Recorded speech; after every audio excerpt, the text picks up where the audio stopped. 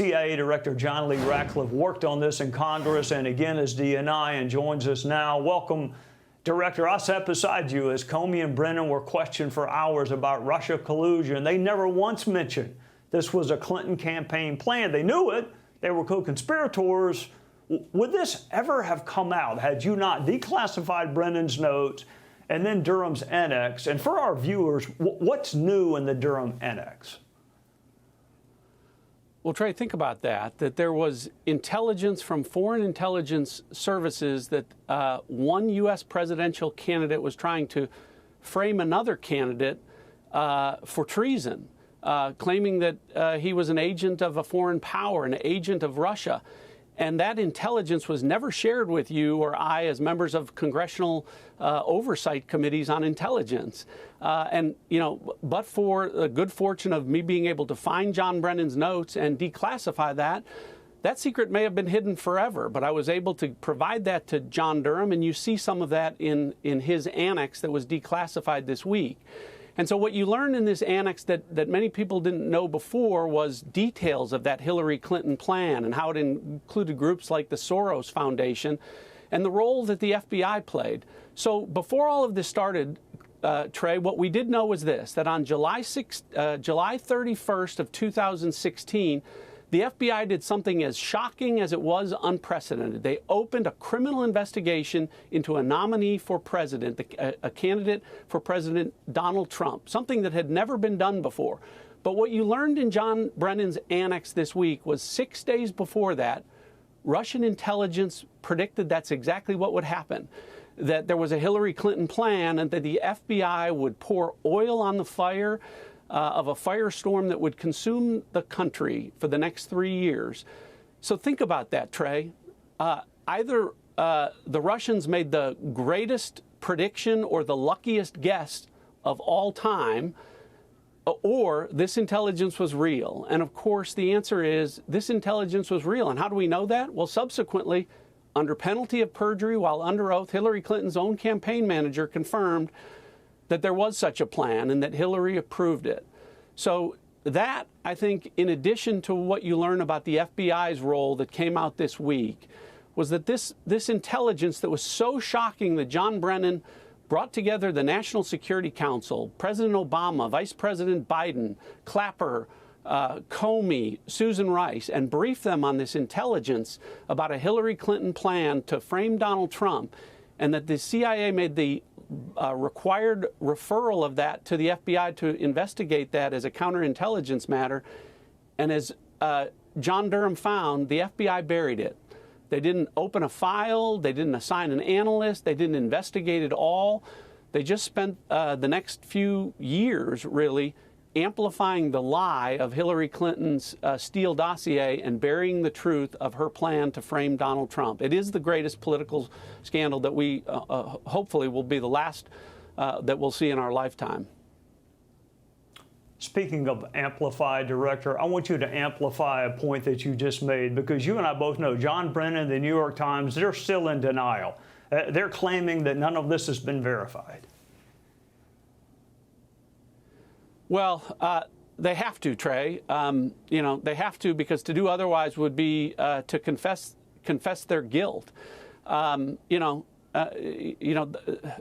critics in this regard, Brennan and Comey and Clapper, they said I was wrong about there was no Russia collusion. They said I was wrong that Hunter Biden's laptop was real.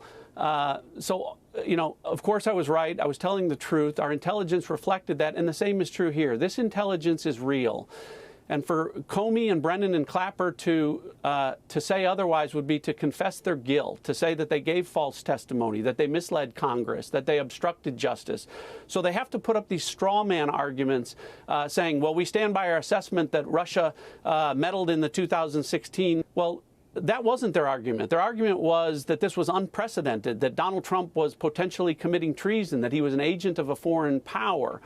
And so, they have to take that point. And to the point of the New York Times and the Washington Post, the same thing. They don't want to admit that they wrote thousands of false stories. So they don't want to give back the Pulitzer Prizes that they gained for writing those false stories. So they're doing it to do anything other than to try and fight this and say that it's not real would be to admit their guilt, to admit they were wrong, and to admit that they deliberately misled the American people, which is exactly what they did. Yeah, they also might want to read Hillary Clinton's campaign manager's sworn testimony, because he admits what you just said. They deny it, but we'll see what they say when they get under oath. Is there more to come from either you or FBI Director Patel? Are there more shoes to drop that we should be looking for? Yeah, there are, Trey. So, people need to understand that, there is no Russia collusion hoax file cabinet at the FBI or at the CIA. We have to look for these documents, sometimes that are well hidden. You have to go trace through emails and look for signs and clues that would point you to. That's how I found John Brennan's notes, and that's how we found additional documents. I've talked with FBI Director Patel. He and I will be declassifying additional documents that show just how sinister the FBI was in amplifying Hillary Clinton's Steele dossier as real and credible to be included in the intelligence community assessment, but also in how they buried the counterintelligence referral memo that I mentioned before, how they went to great lengths to try and keep that out of the intelligence community assessment.